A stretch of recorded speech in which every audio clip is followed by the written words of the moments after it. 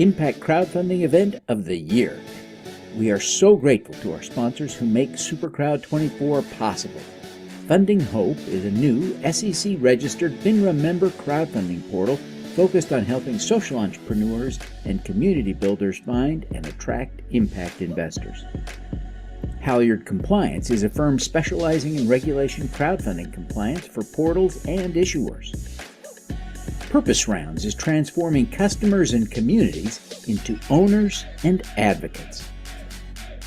We're grateful to our supporting co-hosts, including Rotary, the American Independent Business Alliance, Ridgecrest Herbals, Crowdfund Capital Advisors, and Move the Needle with Rob Kaplan.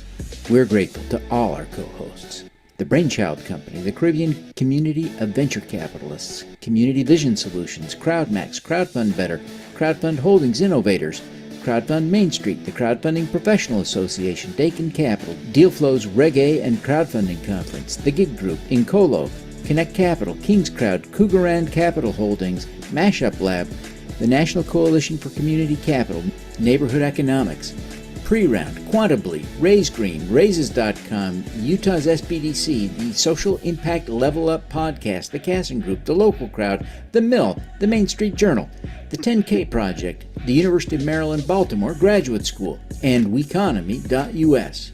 We have 100 speakers at SuperCrowd24. A video presentation of this group giving them each 1 second would require almost 2 full minutes.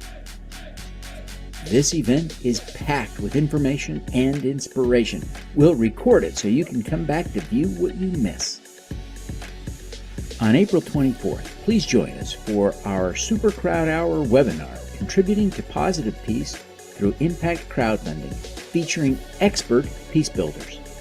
You can sponsor our monthly webinars, our SuperCrowd Hours, for as little as $50 each.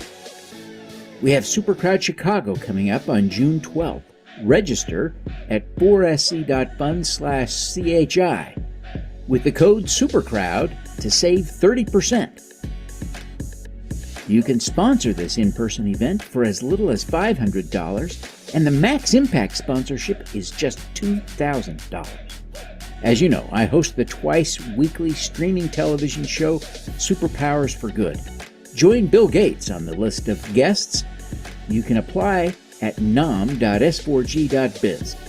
You can advertise on our streaming television program starting at just $295. Visit adrates.s4g.biz to learn more. You can also advertise in our Superpowers for Good newsletter for as little as $25.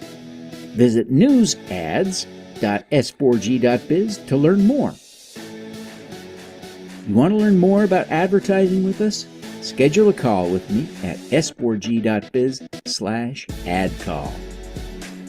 I also have just finished a new book, How to Make Money with Impact Crowdfunding.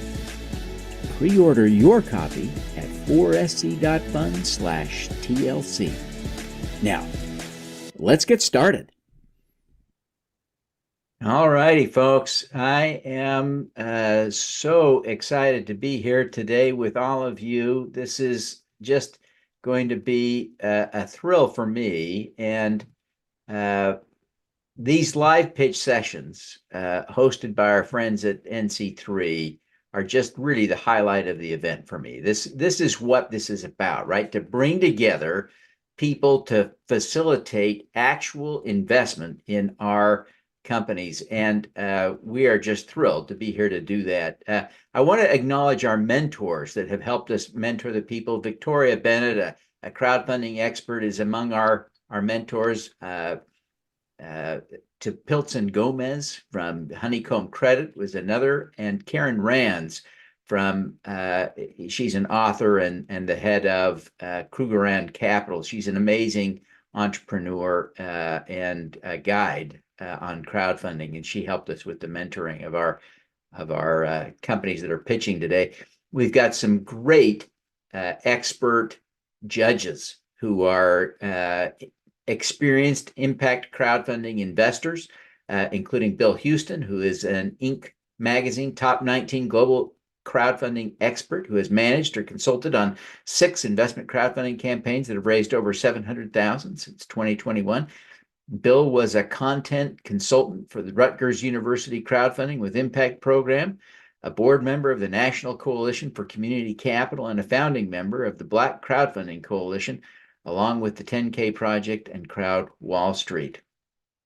Jenny Kassan, who's here as a judge and expert, is an attorney with over 25 years of experience specializing in helping mission-driven enterprises secure funding from values-aligned investors. She's raised over $2 million for her own businesses and authored Raised Capital on Your Own Terms. She holds a JD from Yale, I love to say that, and a master's in city and regional planning from UC Berkeley.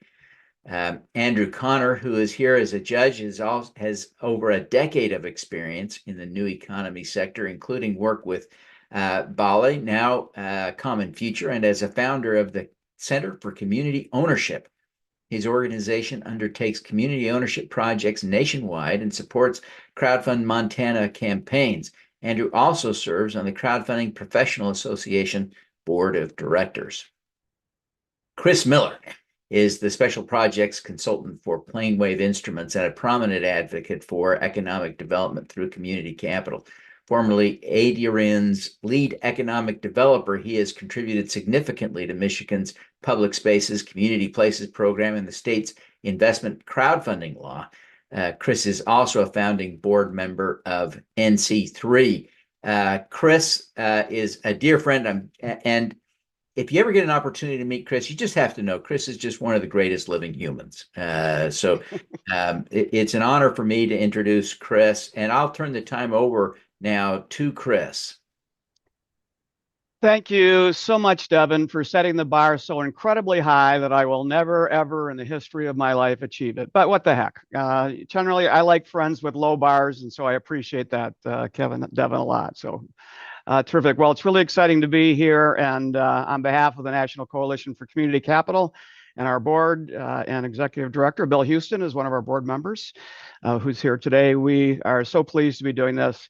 Like Devin, this is where the rubber meets the road. It's where we love to spend time making a difference in communities and making a difference with community partners. So very excited. I had the good fortune to sit in on a kind of a prep session. And so I'm really excited about these projects that are going to be before you today.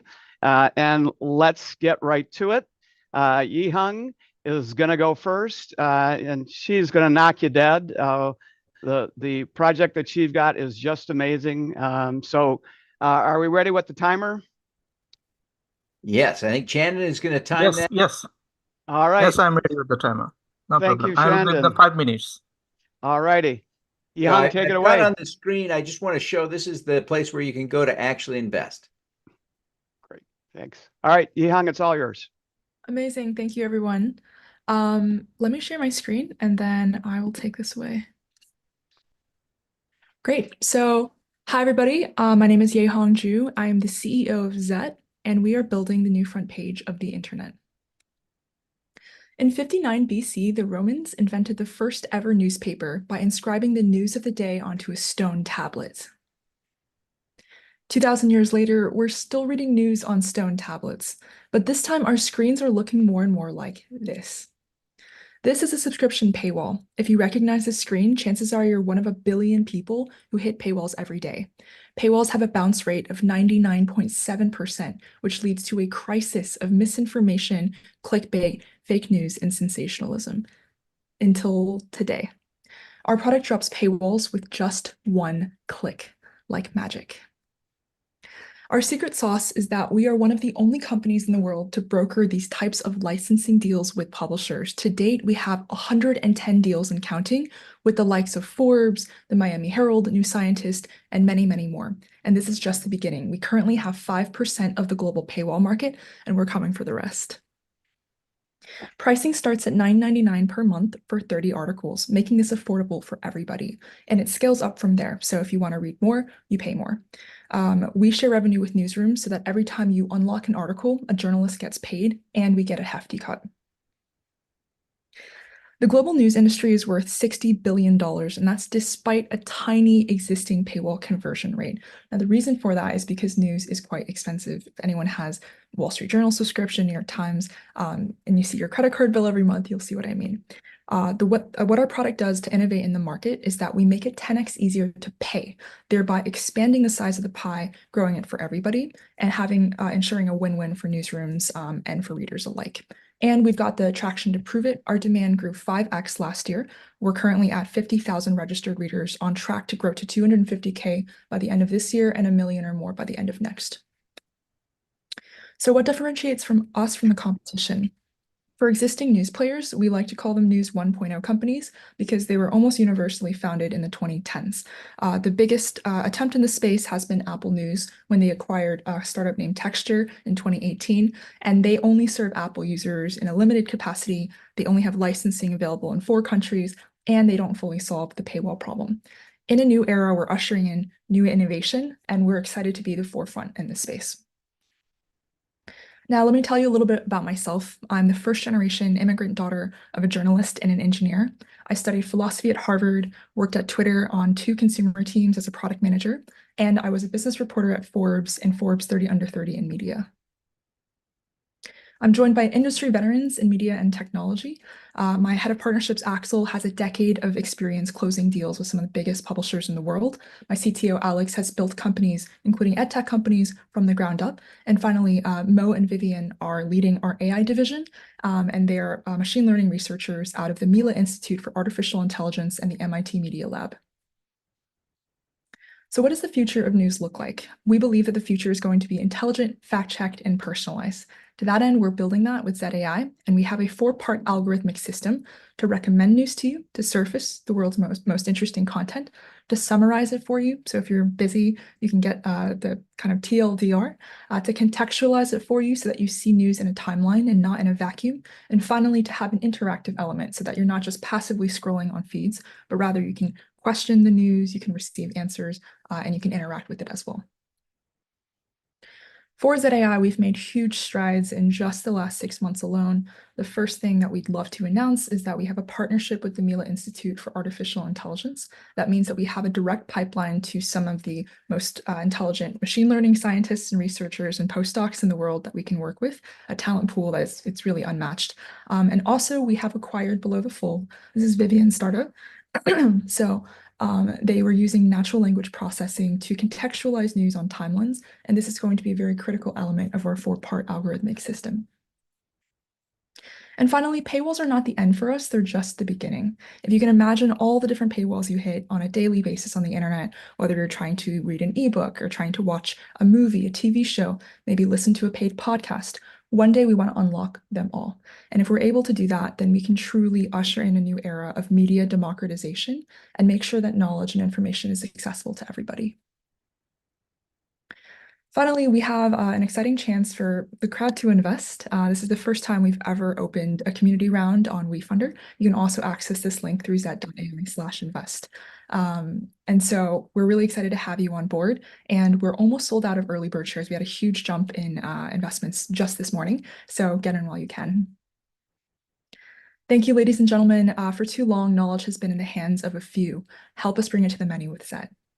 Thank you, Yehang. All right, our judges are now going to ask some questions. We also want to note that if you in the audience have a question you'd like, please put it in the chat or the Q&A, and we will get to it. But I want to go first to our expert panel of judges. Jenny, you unmuted, so I'm going to give it to you first.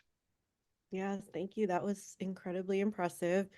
I need a little bit more information though. I understand that it's currently a system for folks to get around paywalls, but then at the end you talked about a lot of other elements of what you were building, and that seems kind of different from the paywall thing. So can you explain a little bit more about that? Absolutely. So the first layer for Zet is the access layer. Obviously, even if we build the world's best products for recommending news, if you can't even access the articles, it's not going to do you much good. And so when we set out to build this company, we set out to solve the fundamentals first, which is how can we get people access to the news that they want to read, better access, higher quality sources, all that jazz. So now we've proven out early product market fit on the access layer. Now we're going to build the discovery layer, right? So as soon as you can read the news, it doesn't make sense to just hand you a key because you're not going to know where the locked doors are. You're going to go searching for them in the dark. Instead, we're going to give you a map, right? We're going to say, hey, these are the most interesting articles according to your interests today.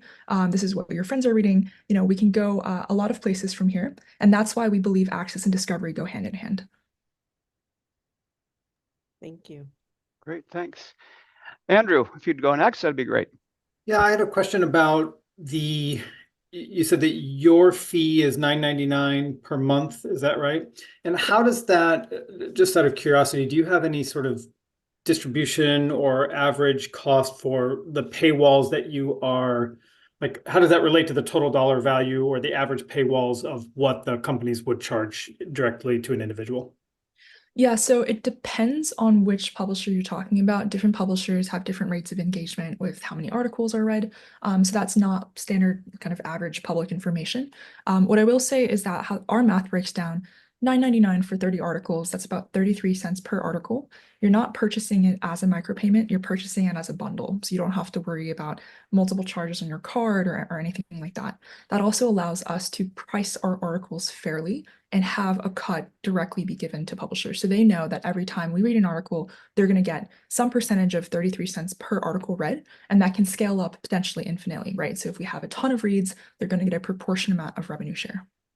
So that $9.99 is for 30 articles per month. And do you have a sense that, or I'm curious, the value proposition that you're providing or communicating to the publishers themselves, is it actually directly financially beneficial for them to engage this way, or is it simply that you are bringing them an audience that they might not otherwise have? Like, do you have a sense of what their calculus is on that?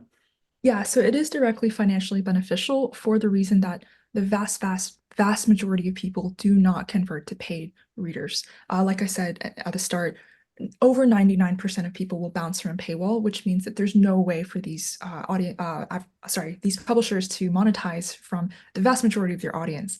Now, if we're able to democratize that and open that up, even if they're making, let's say, 20 cents, 30 cents per article, that is an order of magnitude more than they would be making from an equivalent view of just an ad. And that's huge, right? That itself is a crazy innovation. And then on top of that, we're not just paying them kind of pennies on dollars per reader, we're paying them a huge bundle of all the readers that we have. So for example, let's say we have 100,000 readers on Zet, and all of them are reading Forbes for an average of $1 per month, right? In terms of reads, that means that that month we'll be paying Forbes $100,000. And that's how the math works out. It's $100,000 of net new revenue that they wouldn't otherwise get from any other source. So they get a proportion specifically depending on how their content is actually accessed. Okay. Yeah, it's exactly the same as revenue share, similar to how Spotify works as well. Great. All right, great. Bill. Great. Thank you. So first, let me say I absolutely love this because I am definitely one of the people in that 99 point whatever percent. And one of the things that really interested me that you said, and I would love you to talk a little bit about the AI behind this, is a lot of times I'll read or I'll go to a paywall and there'll be a specific article and I won't pay because I know I am only going to read one article from that particular publisher and then I'm never going back again. So could you talk a little bit about the AI and how those algorithms work to actually, bring me articles that I am going to be interested in as I go through this process? Yeah, that's a great question. So algorithms can be built in a number of different ways. It depends on the levers that you prioritize. I'll talk a little bit about the levers that we think are extremely important for good content recommendations. So one is diversity.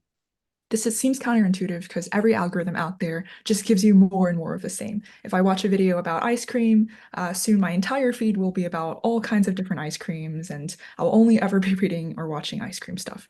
But that's not what I think that most people want. I think most people want a variety of content that suits different interests. And we want to do something called reducing uncertainty. So for example, if you're only a reader who reads about ice cream, we might not know how you feel about basketball. So in order to diversify your feed, we might put a basketball article in front of you. If you like it, we have more information that reduces uncertainty. And if you don't like it, we have more information that reduces uncertainty too.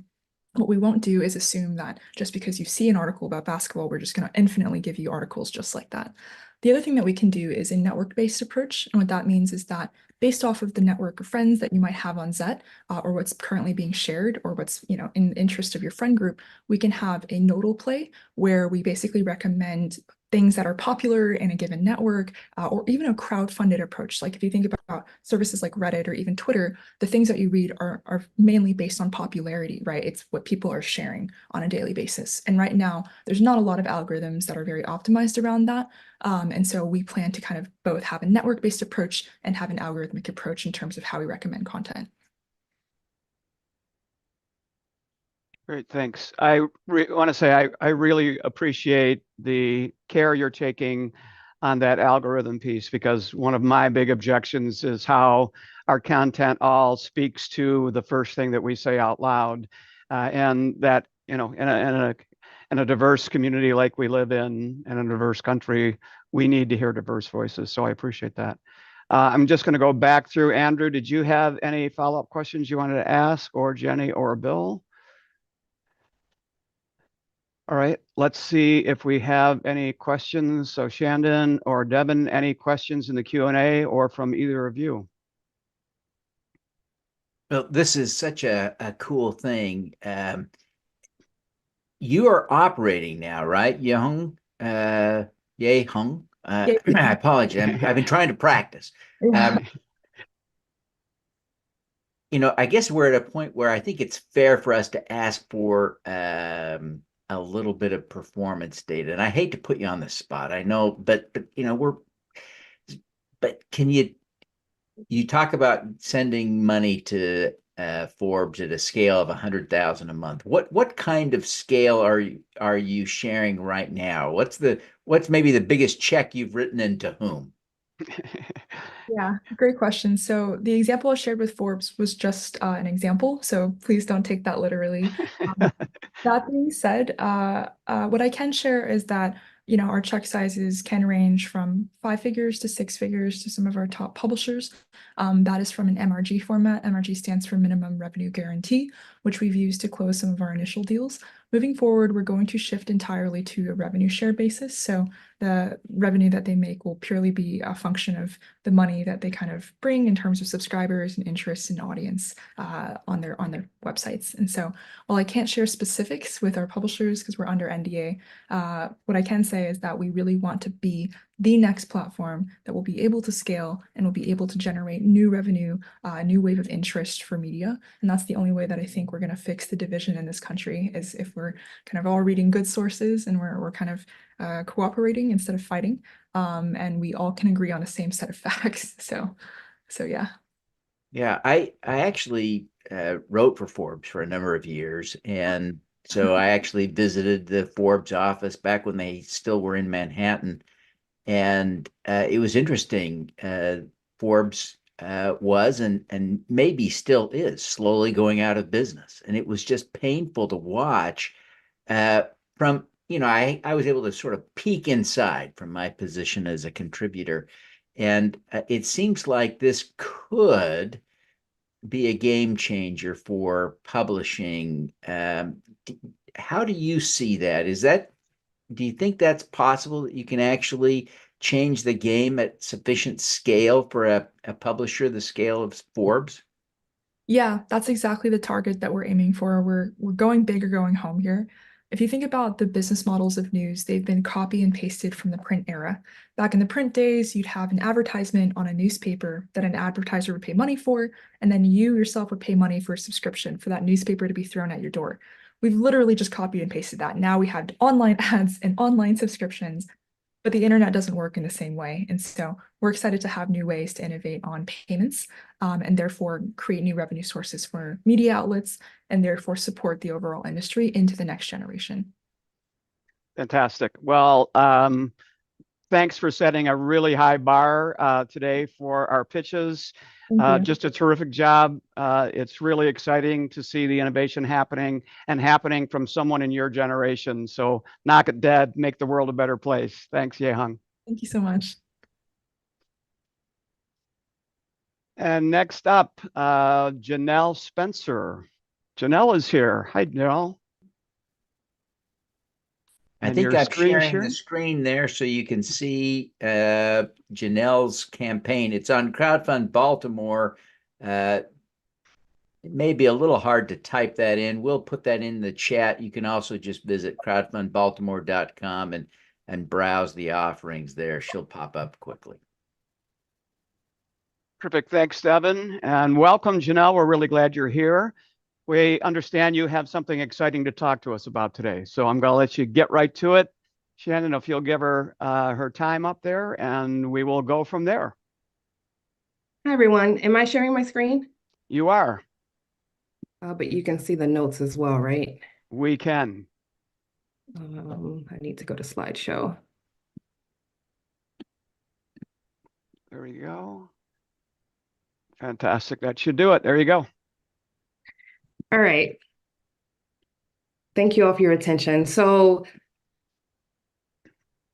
Zebras is a fitness community. We are trying to help people live their best lives. I'm Janelle Spencer. I have a PhD from Johns Hopkins University School of Medicine, and I've spent my career researching and communicating the science behind human health, human disease, and at my day job, I partner with pharma companies to really disseminate their clinical trial data and work with healthcare providers in order to best utilize their drugs and help their patients. But what I've noticed is the biggest disease burden, the health challenges that affect the most people are lifestyle diseases. So it needs a lifestyle change. It's not going to be fixed with medicine or what I call sick care. When you go to the doctor, that's sick care mostly. Sometimes we certainly have our preventative care, but when you have an issue, that's sick care. Your health care is your daily activity, your daily habits. And so to address that, I'm opening a CrossFit gym.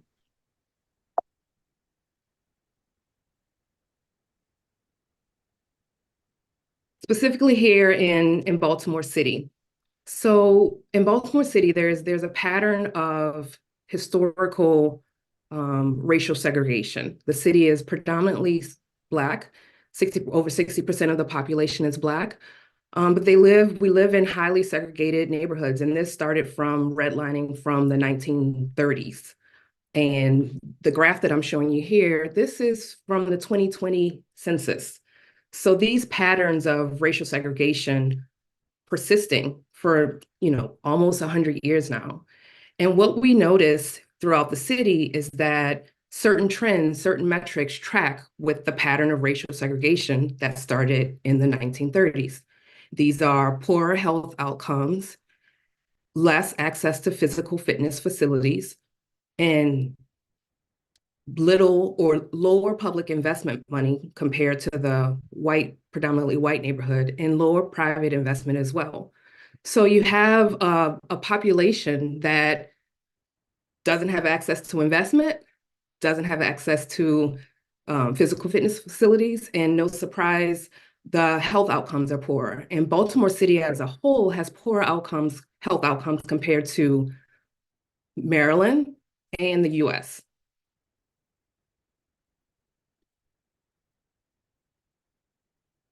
So to address that, there's a key gap, a key unmet need in this community. And with the opening of Zebras, I hope to address that. So most CrossFit communities, they're grassroots. They're in the community.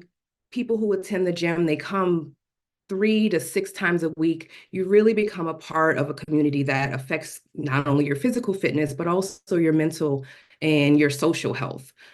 So far we were awarded a $30,000 Project Restore grant because the building that we're opening in was a vacant building. So we're revitalizing a vacant building and building a healthy fitness community. We also received a $20,000 grant from Baltimore Gas and Electric and the Global Entrepreneurship Network. We currently have 27 founding members and counting. We just had our preview open house happy hour yesterday, and we're having a grand opening later this month. on April 28th. We're opening in a smaller facility right across the street to continue to build this build this community while we watch the development of the permanent building across the street. So this is a part of our growth. Last summer, before we had any space at all, we started doing outdoor pop-up workouts in the neighborhood and getting people interested in working out with their community and getting people comfortable and familiar with the CrossFit methodology. And so we have over 300 people on our mailing list, and we're expecting that now that we're opening, we'll have a huge increase in membership and really start to create that impact we're trying to go for. We just have 5 seconds left, so if you could wrap it up and then we'll get questions. Oh, so CrossFit,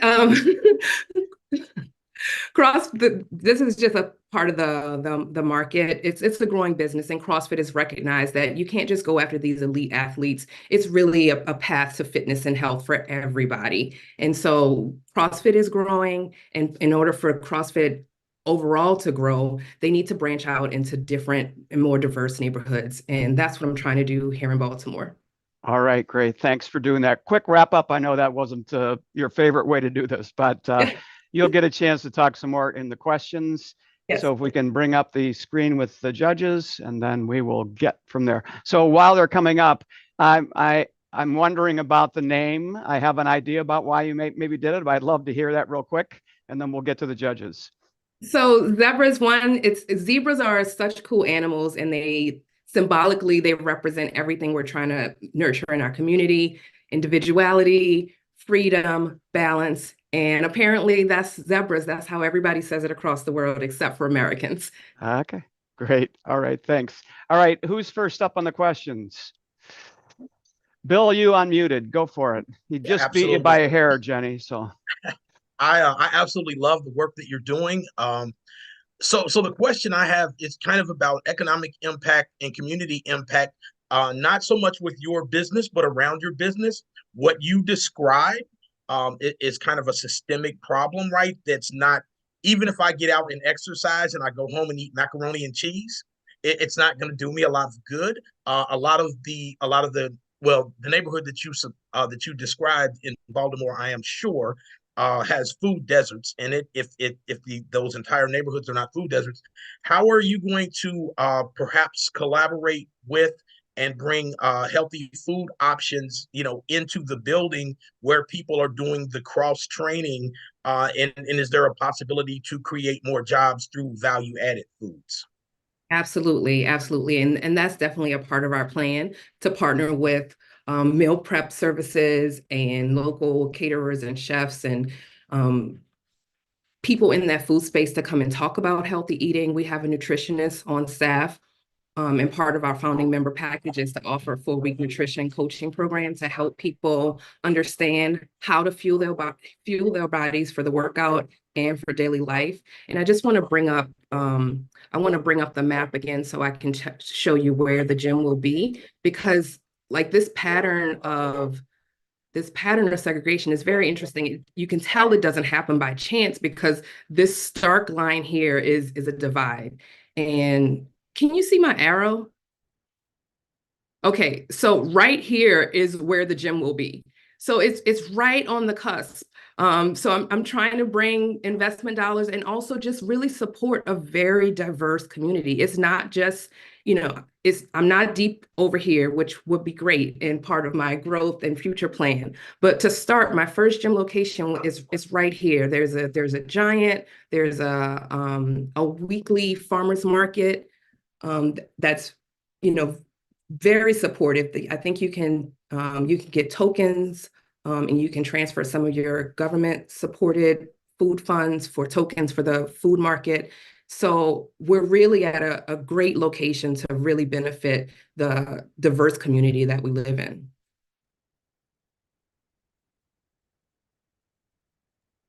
Thank you. And Jenny, you are next with questions. Yes, and full disclosure, I want to admit I just did invest. So I'm a huge fan of this project because I'm a huge fan of Baltimore, and there's a book that is discussed on on your page that talks about the black butterfly and the white L, which is a huge, Baltimore is an amazing city, but still really struggles with so many disparities. So can you just talk a little bit about about that issue and kind of what you learned from that book and how you're trying to address those issues? Oh my goodness. I think that book is required reading for understanding our country and our cities in this country, because I learned from the book that the structural racism, the patterns that we see, the things, the laws and practices that were enacted in Baltimore became the model for other cities. So when you see Chicago and Cincinnati and New Orleans, you know, they have the same problem, and it's based on what happened, almost 100 years ago, and then the issues that persisted after that. And so I think I'm one person. We're all individuals, but I feel like we can all make an impact in our own special way. And so what I'm hoping is that, by doing what I can do and spreading the word, that more people, even more powerful people than me, will get on board and try to address these, challenges and address these things that were put in place, not by us, but it's up to us to fix them. Great, thanks. Andrew, you're up next.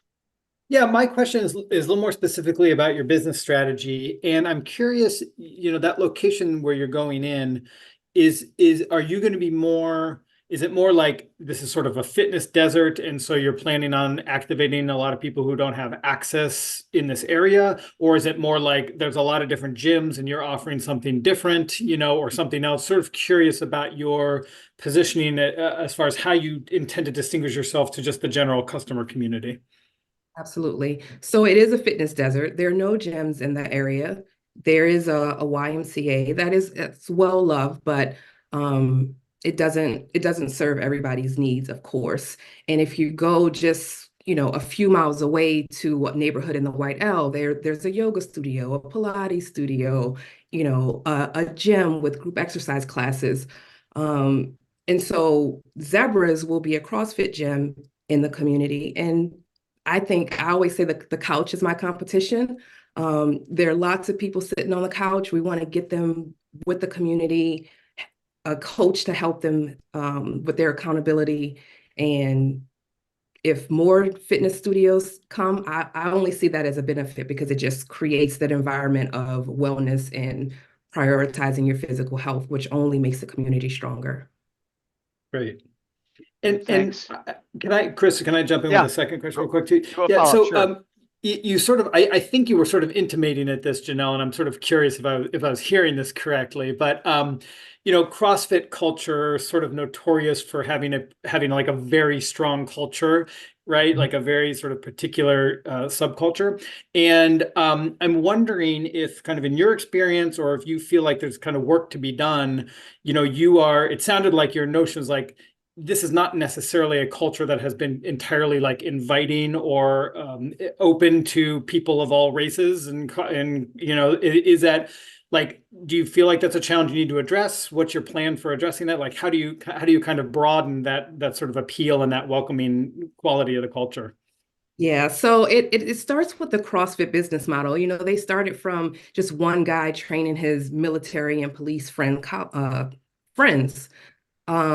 And then he opened up a gym, and then people wanted to follow his methodology, and they have the affiliate model. So it really became this, who sort of affinity connection. And then that's how we have this whole culture, or there was this culture within CrossFit of, super intense, military, police, really hardcore, intense athletes, what you see on ESPN for the CrossFit Games.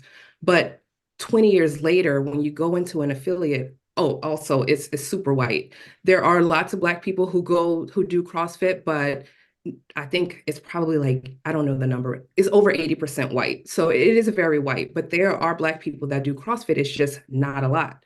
But 20 years later from the beginning of CrossFit, when you go into a CrossFit affiliate now, there are all kinds of people, all kinds of fitness level. You still will see like the super intense, go hard kind of person. They're super fit, ripped abs. But then you also see people who are just beginning, trying to get fit. You see people like me who go consistently because it's an efficient way to get a good workout. And I'm busy. I don't have time to spend, hours running or hours cycling. I need to get my fitness in and get out and move on with the rest of my day. So that culture is definitely shifting. And CrossFit headquarters, they're actively working to shift the perception of it so that more people are aware that it is for them. CrossFit is for everybody.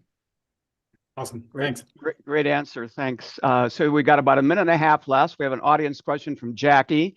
She says, I like this idea. Are you planning on expanding in urban areas across the country? And have you considered pitching to the 10K project? Great question. Thanks, Jackie.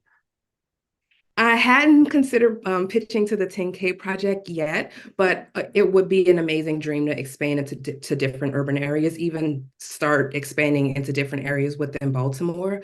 I started out with I thought it was a very simple idea. I'm going to open up a CrossFit gym in a predominantly Black neighborhood. And then that quickly turned into a real estate development project. So I've spent really the last year working on revitalizing this building. And I'm only now just getting really started with having my community working out in a facility. And it's not even the facility that I initially, started working on. This is a temporary one until we get into the permanent one. But to answer your question, absolutely. I think CrossFit is for everyone. And I think when you see people who look like you, whether they're, Black, brown, they seem like a normal person. You see them and you think, okay, I can do this. And it really lowers that barrier and lowers the intimidation factor. Great. We're at 10 seconds. Remind us where we should go if we're interested in investing in your project. Go to CrossFitBaltimore.com and follow the link for Zebras. Fantastic. Great. Perfect timing. Wonderful project. Great questions. Thank you and best wishes from us, Janelle. Thank you so much. Thanks, everyone. I hate to nitpick, but it's so important. Janelle said, visit CrossFit Baltimore. And I imagine that would be a great place, but she meant Crowdfund Baltimore, crowdfundbaltimore.com to find her program. Our next up is, let me share the screen. I'm so excited. Is Bakal, and Murad is our presenter, but you can find this one at issuanceexpress.com/Bakal, issuanceexpress.com/Bakal. Fantastic. So welcome, Murat. We're really glad you're here. This is another really remarkable business, and we're anxious to hear about it. So if we can get our time up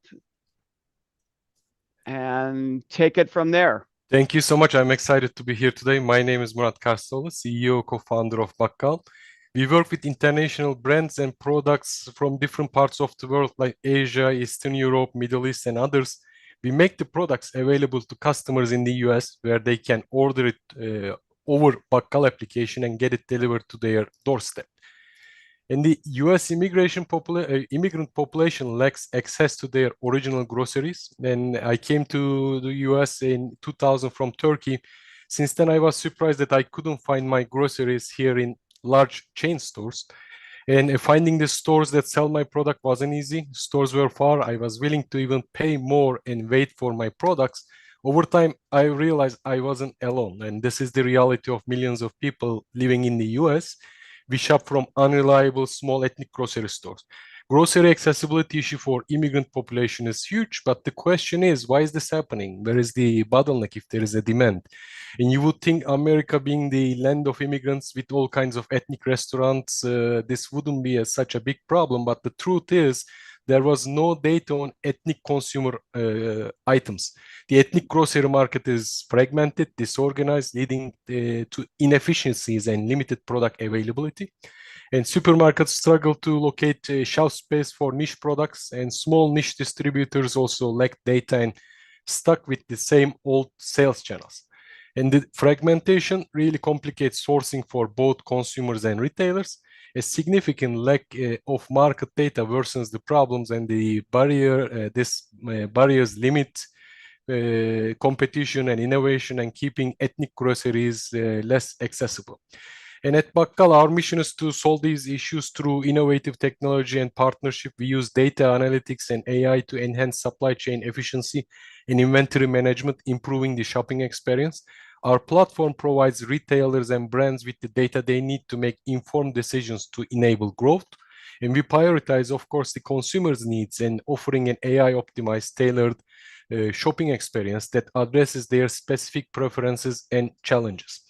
There is a lot of machine learning and AI and data work happening in the background, but Bakkal app is really simple and intuitive to use. Users search by dietary preferences, by cuisine, or just product names. You get your favorite products delivered to your doorstep on time, and consumers are at the forefront, of course, of our solution. You can watch our user testimonials on our Instagram channel at Get Bakkal. So the industry, ethnic grocery industry in the US is $52 billion industry. In our current phase of business, we target the groups that are easier to acquire and strongly experiencing the product accessibility issues in California. And we will expand to non-immigrant US consumers by educating them nationwide. These groups alone in our first phase is $840 million market.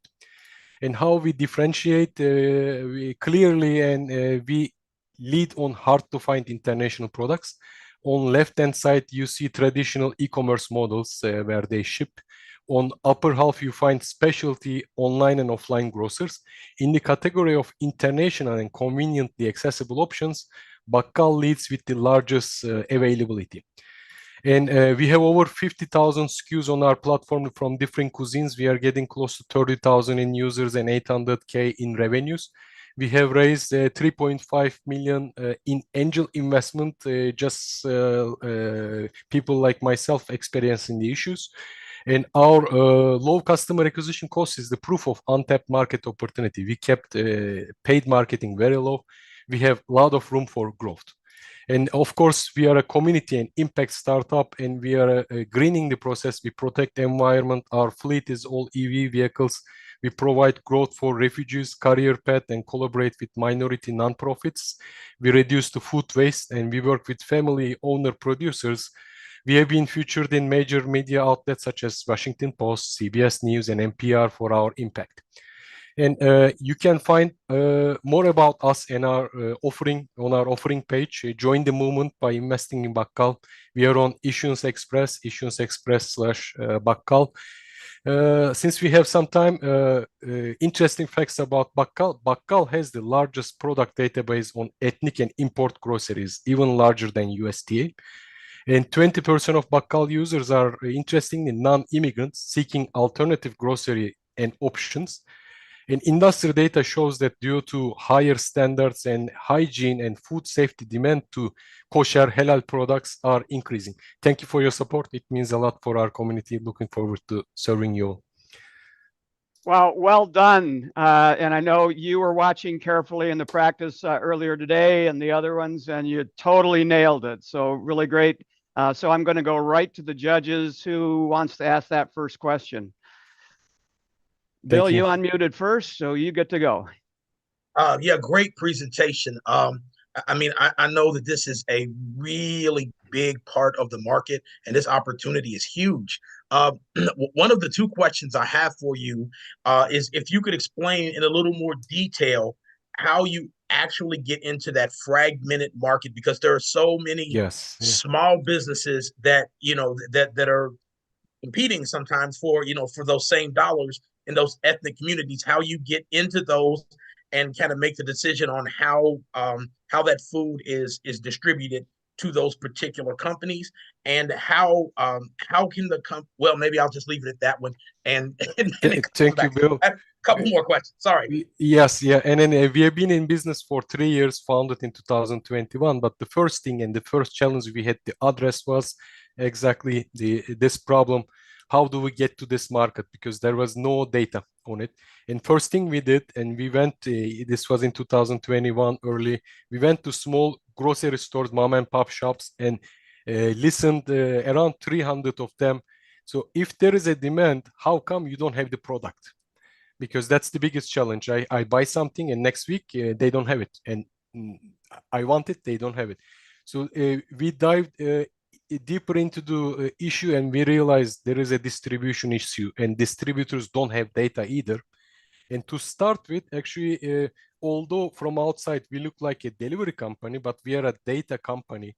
If we have this data, we can train the distributors and tell them what they actually need to supply. And most of these small mom and pop shop, small stores don't even have inventory control system. We provide them free inventory control system. So it's free to all small businesses, and they can use us to understand what products are on high demand, and they can order it in advance. And we work with distributors to provide them our data to tell them, look, this season is coming and this community will require this product. You need to make this available. Of course, this is evolving, but the first challenge was to explain everyone that they need data. And because this was very classic business and we need to do a lot of education. But we were able to, well, resolve this problem for now. Well, word of mouth also, all small stores in California, most of them are aware of Bakkal or part of Bakkal, and we would like to expand to other states. Great. Thank you for that question. Before I go to Andrew, again, a reminder, if anybody in the audience has a question, put it in the Q&A. Andrew, go for it. Yeah, so my first question was, maybe I just missed this along the way, but are any of your sales direct to consumer, or are you just selling to the grocery stores themselves? So the problem we are trying to, at the core of the problem we are trying to address is consumers don't have access, continuous access to groceries. Our ultimate goal is to resolve this problem, to make groceries available. But to be able to do that, when we dived into the problem, we realized there is B2C, direct to customer. Well, we can ship direct from Bakkal, but it is different than Uber Eats or Instacart type of businesses because they don't do anything for the brands. Well, for example, if Uber Eats goes out of business, and Coca-Cola wouldn't struggle to sell. But on our side, if Bakkal does not provide the international grocery providers the data, they cannot make these products available in the US. So for that part, we launched our B2B program. We are working closely with hand-selected top international producers. They don't have any force in the US or any data in the US. We educate them and we charge them SaaS fees to access to our dashboards and get the data.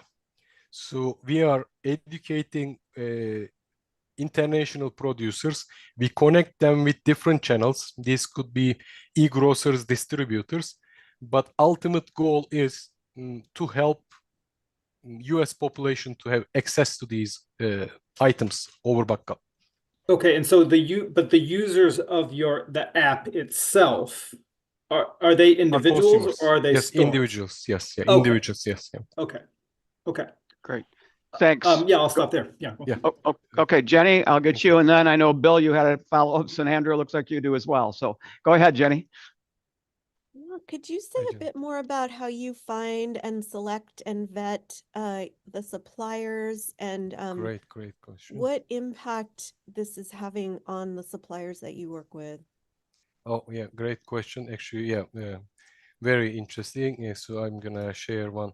Well, what we do, so if you can share, well, we had to use the data because we had some assumptions even on my own consumption as a Turkish American. Well, we realized after the data, I was wrong on even on my community. So we have to rely on data. We had to collect the data.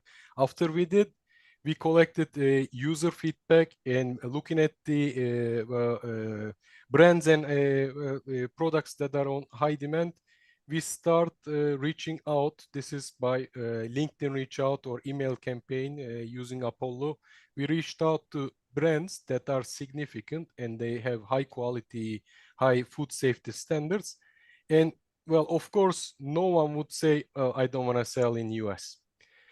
But we have to be selective because there are thousands of producers out there. We have a very strict selecting system, just like maybe comparable to Whole Foods. We have some standards, and they have to go through these standards. And we have a partner who goes and validates their safety certification. But we reach out. So this B2B part started 3 months ago. We reach out to them. Some of them, I'll give you an example, a hummus provider, an olive oil provider, or a specialty olive provider, or some type of pasta provider. They are on specialty category. We reach out to them, and we source them, we filter them, and we add them to our platform. This is our current pipeline. Yeah. Great. Thank you very much. And I'll circle back up to you, Bill, for your follow-up question. We are at 3 minutes left, just so everybody knows. Yeah. So since you all actually deliver to the end user and to the customers, could you speak a little bit to the economic sustainability? I'm sorry, the environmental sustainability that you're going to have by delivering? How are you going to reduce the impact that you have on the environment? Yes, and when we looked into this economy, it grew very quickly, like ride-share economy or delivering food economy. So what we realized, due to inefficiencies, there are so many companies in the market, and they don't control their environmental impact because these are all contract workers. And there were many other issues with the contract workers in that industry too. But so due to inefficiencies, we don't control what they drive and how they drive and how much gas they spend, what kind of cars they spend. We build all in-house delivery fleets. And this can be, well, if someone wants to be a contract to us, we provide them the car, but they have to drive our Fiat 500 very low-cost electric vehicles. And then, well, we are not at the scale of Uber Eats or Instacart. Hopefully we'll get there. But even at the small scale, the carbon footprint that we could reduce just by doing this is extreme. And we have a plan to also build a community delivery provider fleet. Well, this requires a scale. This requires us to get to the next level. But our plan is, well, in every community, someone may want to make an extra dollars, and they can be that community's delivery provider, someone we know. By the way, well, no one asked, but the meaning of bakkal is grocer in 26 different languages, but not only grocer, but also the person who helps the community. And in Middle Eastern countries or Eastern European countries, that grocer, the bakkal grocer, actually someone you can trust, someone you can get a loan, someone you can leave your keys, or someone you can give you free food type of a person. So we like to increase this community impact, because at the heart of our existence, the mission is we are doing this for the communities. I think we can get different communities and culture together with the power of food. Great. Andrew, have you got a really quick question? Maybe in quick words, you had one other competitor was in that quadrant. Yes. What distinguishes you from them? We started on, let me just quickly, we started focusing on Asian and Hispanic. They are the largest community in the US, but their problems are not as significant as the other minority problems. In terms of market, minority market is extremely large, and there is money for everyone to make. Yeah. Great. Wonderful. Well, great presentation. Terrific idea. I'm always in awe of people who look at gigantic problems and go, we have to fix this, and then they work at it. So congratulations for that, Murat, you and your colleagues. Best wishes to you. Thank you so much. And next up, Janelle Boyd is going to talk to us about wine. That seems appropriate. Yeah, this one also is on Crowdfund Baltimore. crowdfundbaltimore.com campaigns. You can see the super code there. I'll drop that in the chat, folks, but that's who's up next. And Hello, welcome, Janelle. It's everyone. nice to see you. Hi, how are you? Just terrific. And how are you today? I'm doing well, thank you. Good. So are you ready for the pressure? Because it's coming. Oh boy. All right. I know you're going to do great. So Thank you. All right, alrighty. so You let can share a me, screen and then we'll get rocking and rolling. okay, sounds good. Let me get my screen up here.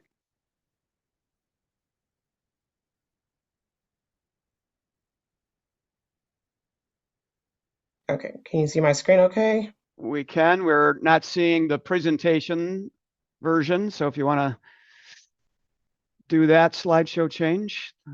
Okay, how about There now? you go. Perfect. All right. You've got 5 minutes. Go for it. Okay, awesome. All right, well, good afternoon, everyone. I am Janelle Boyd, and I'm co-owner and winemaker for Boyd Crew Wines. Boyd Crew Wines is a family-owned wine company based in Maryland, and we are taking the pretentiousness out of wine. So I can remember just as a little girl sitting around the table, my grandmother would serve wine. But more importantly, what would be the most important thing is that it would be the people sitting around the table who are also drinking the wine. It would always it would always bring us together, build community, foster connection. And those are the memories that I carried with me as my passion for wine kind of grew deeper. Meeting my husband, we also both enjoyed wine together. And so we traveled extensively, really identifying different regions where we wanted to try the wine. But what we didn't see in the wine industry was African American owned wineries. Less than 1% are actually African American owned, and less than 3% are women owned.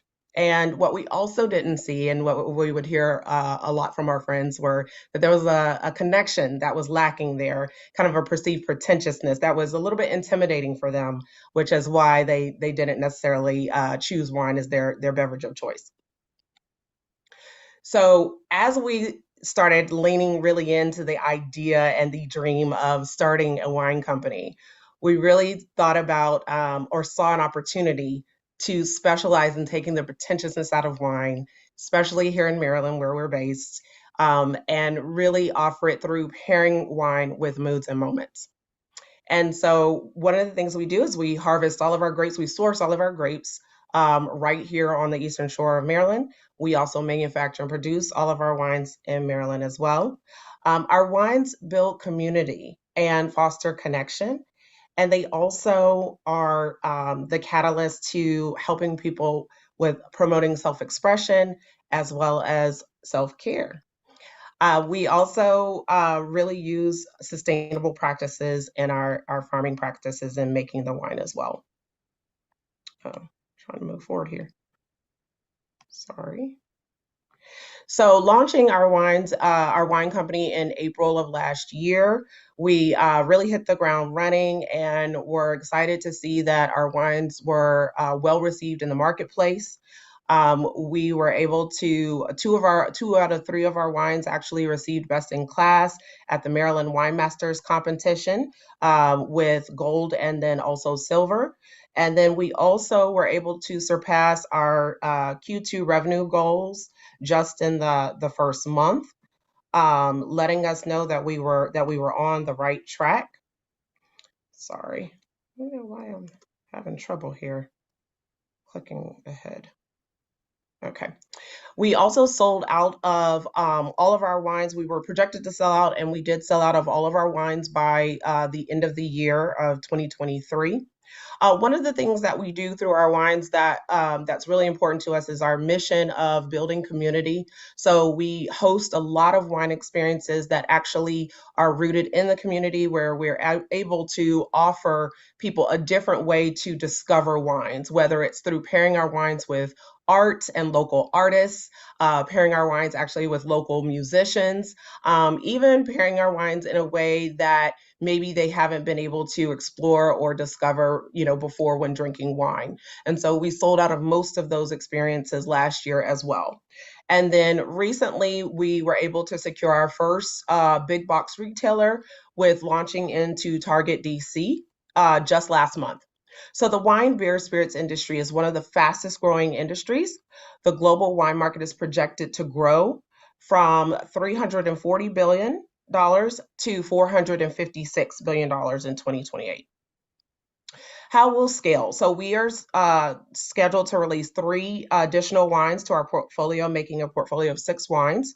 We'll also be launching our first wine club membership to continue to grow through e-commerce and return repeat customers.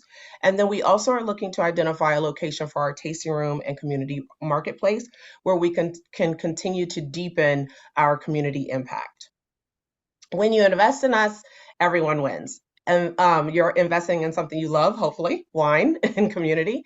You're diversifying your portfolio. You're joining a company whose mission is to grow as well as community, legacy, and shift the culture of wine. And as far, I know I have to wrap up here, sorry. Please do. As far as our team, we do have a team that is rooted in leadership experience as well as some experience in the wine industry with having completed a wine business management program at WSU, Washington State University, completing the WSET level 2, and then a 6-month winemaking apprenticeship in Finger Lakes, New York. All righty, we're going to wrap it there, and we'll Sure. let the experts ask you questions. Hopefully you can get any extra information you wanted. Sneak it in, those responses to those questions. That would be great, yeah. All right, terrific. And we'll get that off the screen and everybody back on. Reminder again, if you have questions for Janelle, put those in the Q&A while our experts are asking their questions. Jenny is already unmuted. Andrew is already unmuted, and Bill, you're late to the game, so I'm going to go with Jenny first. Oh, well, I'm lucky enough to have met Janelle, and I'm just so impressed with this business. If you've invested in her recently, I'm really going to be worried about you now. So Not yet, not yet. All right. But yeah, I really love the fact that it's local grapes. But I guess my question is, I happen to know that a big part of the ethos of your business is related to building community and supporting other social enterprises. So can you talk about that aspect of your business? Yes, absolutely. So as I mentioned, we really are about partnering with different organizations that are rooted in the community, such as nonprofits. Like we partnered with a local nonprofit that supports local artists, female artists. And so we hosted a wine experience where we actually partnered with them and paired our wines with the local artist artwork to show, you know, how our wines pair with their artwork. And that supported not only the local artists, but also a workspace, a co-working space that is for women entrepreneurs. So it's things like that that we love to do that are specific to what we do, that also are a unique differentiator for us. Great. Thank you, Jenny, for the question, and Janelle for the good answer. Andrew, you're next.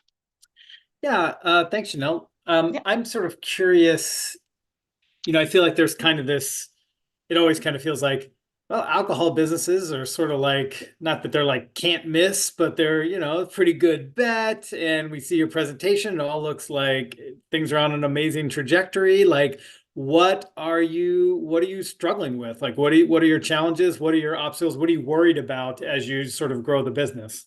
Sure, thank you. Yeah, I'm sorry, I was struggling with my PowerPoint, so that kind of was throwing me off there. But in the later in the slide deck, we are actually seeking investment because we want to hire a distributor. So what we know is getting into Target was a great accomplishment for us within our first year of business. We want to expand our footprint into other retailers, so that we can leverage our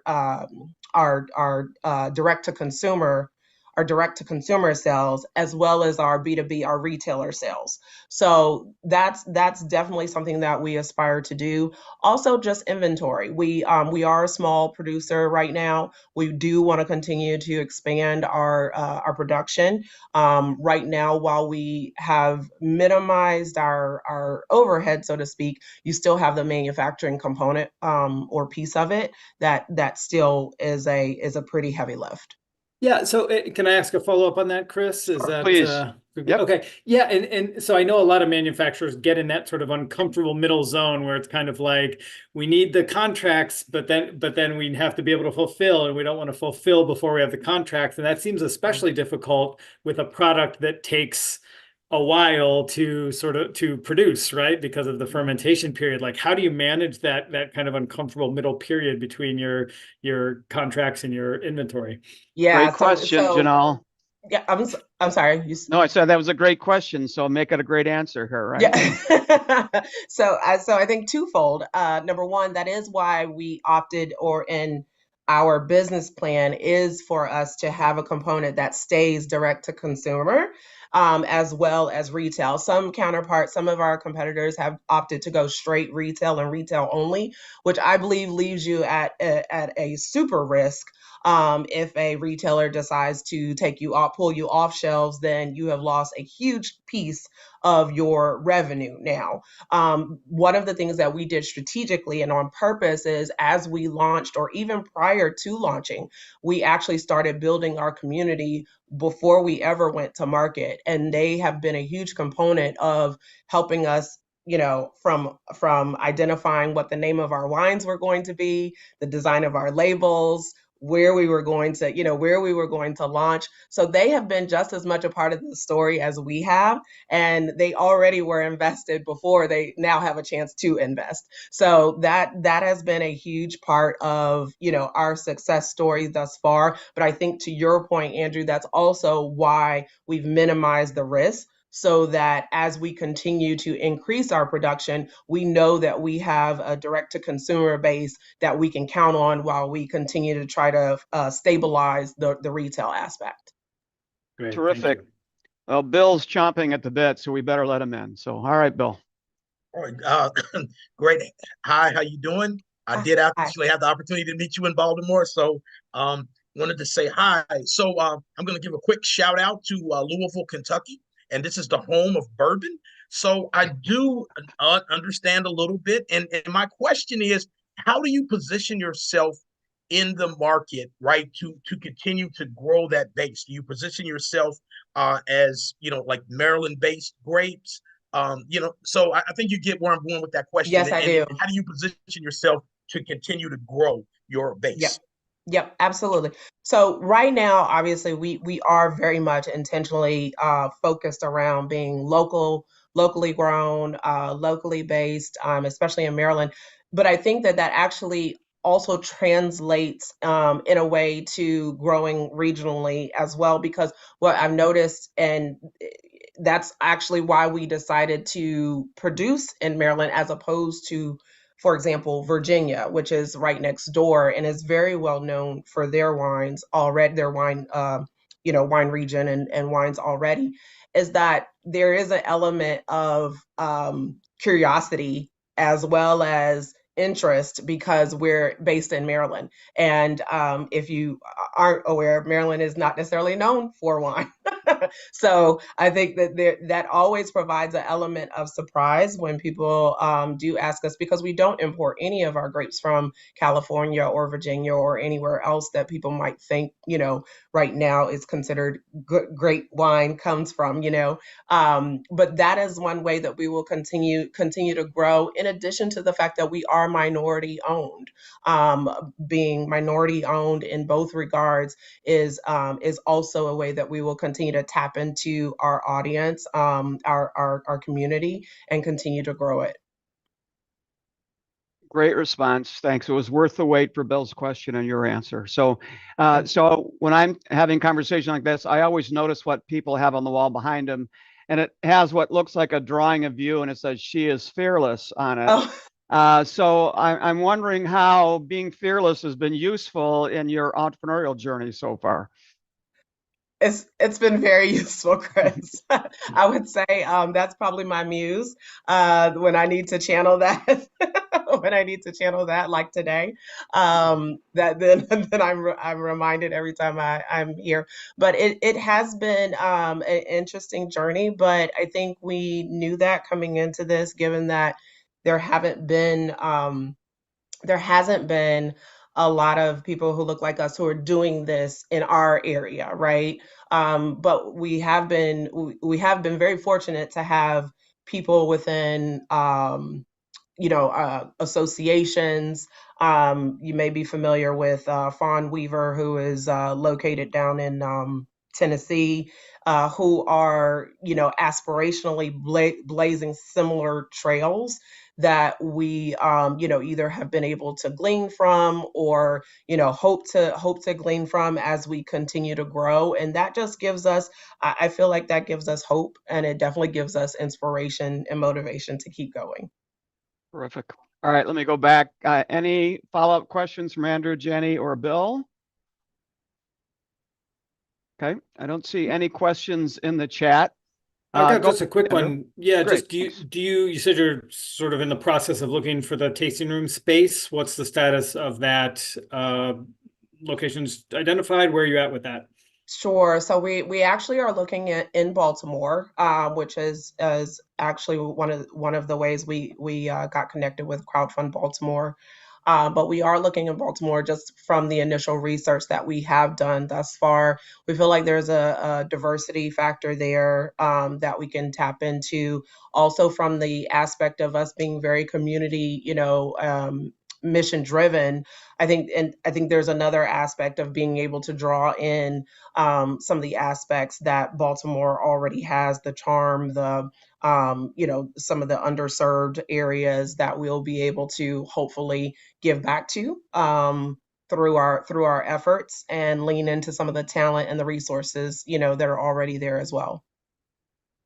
Great. We've got 20 seconds left. So just a really quick response. I'm curious, you raised some initial capital, obviously. I'd love to hear where that is. And then just remind us again, if we're interested in investing, where we go to do that. So, the capital that we have raised thus far have just been grants. They've been grants that we've been able to acquire, and right now we are on crowdfundbaltimore.com, and then you'd select Boy Crew Wines. Awesome. Thank you very much. Well, a great job, Janelle. Thank you. And we wish you nothing but great luck and good Thank wine, you. great grapes, right? So, all right. Thanks much. All right. And our last presenter is Nicole, who's going to talk about equal exchange produce. And welcome, Nicole. We're glad you're here. And here's the her link as well. She's also on Crowdfund Main Street, so you can see the link to her campaign there. Hey, good afternoon, everyone. Thank you for the opportunity. I'm going to share my screen and try to get through 37 years of equal exchange history in 5 minutes and talk about why we are crowdfunding, which is maybe not a natural fit. So we're excited. Here we go.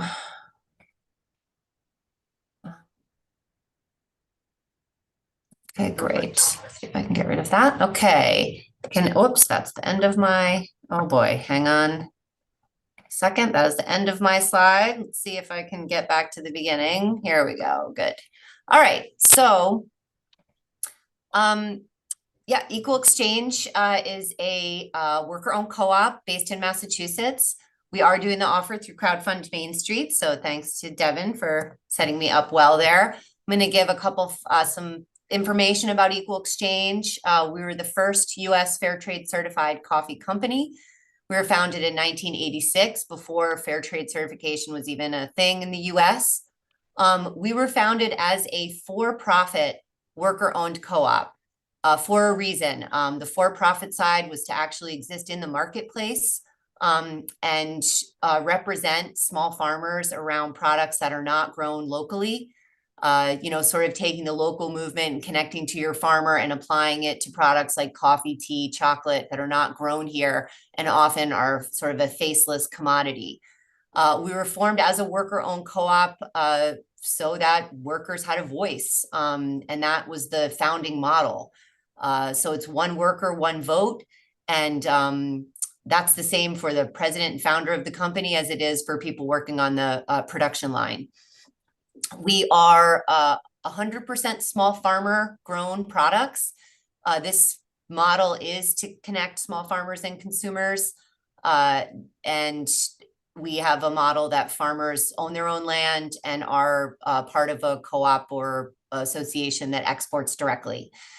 We are organic and fair trade certified. And we are a co-op to co-op supply chain.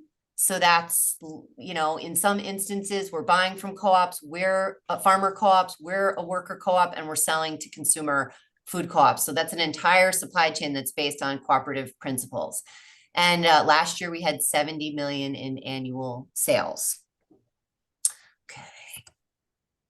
This is a little bit about, oh, wait a minute. I don't know if you can see this. Can I get rid of this? Well, it says at the top here, Equal Exchange, we sell fair trade organic coffee, tea, chocolate, cocoa, nuts, dried fruits, and then fresh fruit, bananas, and avocados. We sell to US co-ops and independent grocers. We also have a base in faith-based organizations, churches, congregations, people that are doing work in Central and South America where we're working and have a natural mission fit to our work. You can see a little bit here in terms of our growth. Sales broke 10 million in 2022. We launched chocolate bars in 2024. In 2009, we launched a banana program, not for the profitability, but for the impact and the servings numbers and just getting our name out there and, you know, educating people about the terrible parts of the banana trade. And there's our 70 million last year. It's a little bit about what our brand looks like on the store shelf. You can see the brand standing for co-op and fair trade. A little bit in terms of our coffee purchasing impact. Coffee is our main product. We buy from 21 co-ops in 8 countries. We have buy essentially from 43,000 producers. Coffee is a small farmer product by nature, and it's often used to exploit the farmers themselves because they're not often organized and have the ability to export directly. We are also really interested in long-term relationships. Our average relationship is 16 years. We have some co-ops we've been buying from since the 80s. And it's really important to us that we have long-term relationships. Again, farmers own their own land and they're part of an export business. They have a stake in this just as much as we do, and they have a seat at the table. They negotiate contract pricing and other forms of business that we conduct together. We have about $300,000 in annual project funding. That's anything from coffee production and, you know, Roya, coffee rust, and other things, as well as organic methods. We do about $10 million in annual coffee purchasing, $8 million in pre-harvest financing, which is where this capital comes in, and 4 million pounds of coffee we purchased at an average price of $2.50. We are often obviously way above the commodity market, and also generally above fair trade pricing. So an example of one of the projects we are doing in Honduras. Why are we crowdfunding? We want to democratize our model to match our worker, owner, and sourcing models. We want to energize our base to reach new supporters through investment versus product purchase. And we want to apply community capital to farmer financing. Last slide. Thank you from 110 worker owners in Massachusetts. Thank you, Nicole. Nice job. Really remarkable work. You know, I think in a lot of ways, people that have been working in co-ops for decades were really the precursors to the community capital work that we're doing these days. So thank you for laying the foundation so well. So I have a feeling Jenny has a question. So go for it, Jenny. Yes, thank you, Nicole. So I have been following the progress of Equal Exchange for decades now, and I'm just so impressed with how Equal Exchange is structured to ensure that stakeholders' interests come first. So can you talk about that, about how you have tens of millions of dollars in equity investment which by the way has nothing to do with this crowdfunding offering. But you've raised tens of millions of dollars from equity investors and from hundreds of equity investors, and yet it's still the workers who control the business.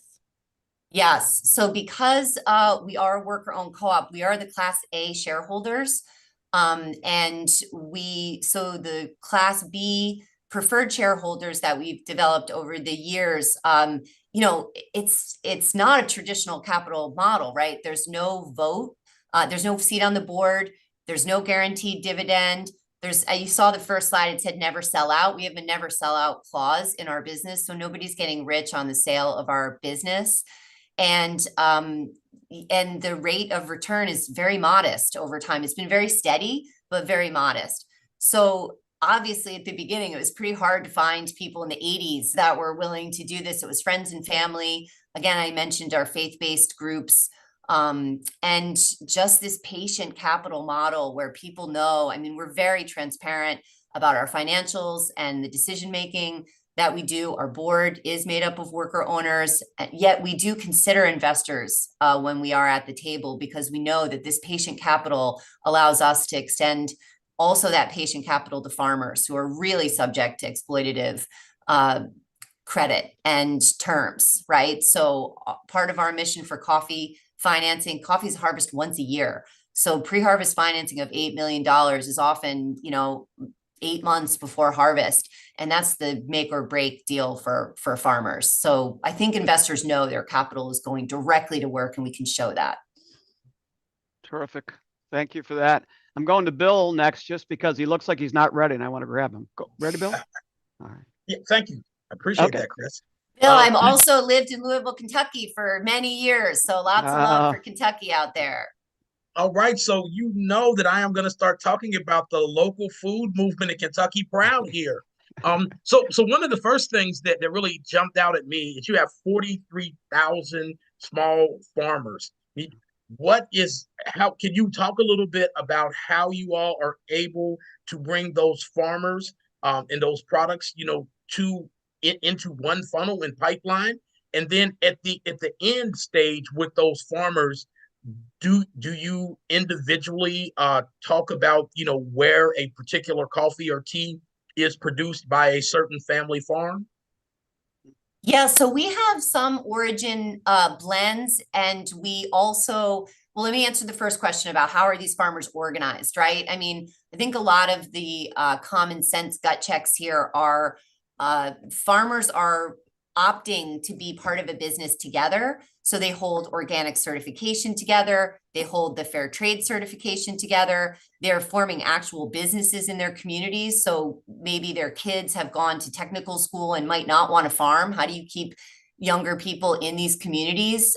You create, you know, professional jobs. So there's accounting jobs, there's technical jobs, there's, you know, agrotechnicos that are out in the farms investing in their businesses.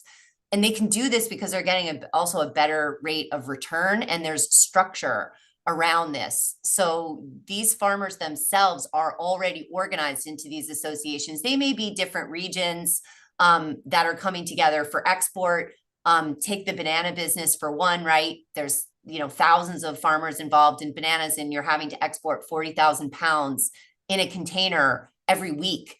So how do you organize that? Well, that's where the integrity is there. If we're all holding the certification together and we're all doing business together, we're far more likely to hold each other accountable to high business practices, because it's all on the line there, right?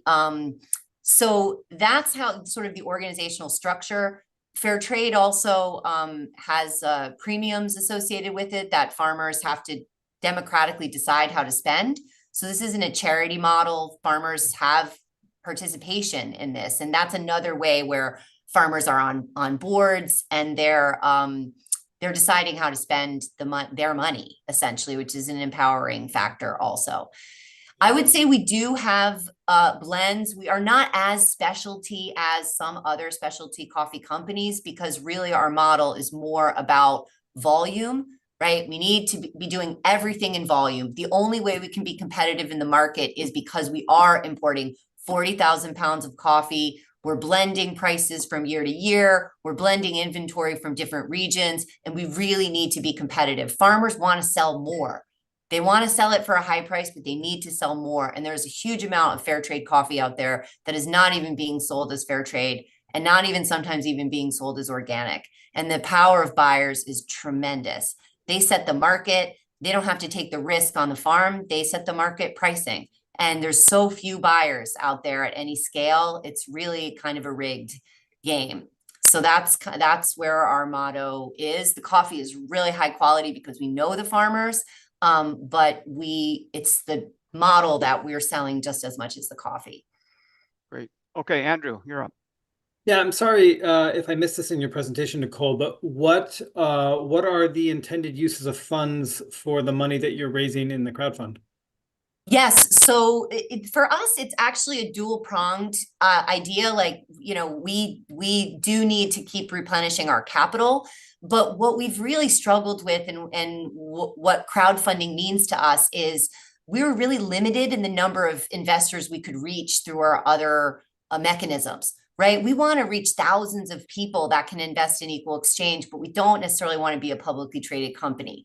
So that's what crowdfunding means to us. Like, we can bring in thousands of smaller non-accredited investors that can feel a stake in Equal Exchange. And, the marketplace is really difficult. It's highly consolidated and it's a pay to play game, and huge amounts of money are being made in the grocery industry. So for us, we really need to engage our base. We need to reach a new base of people, as well as reinvigorate the base that supported us for years.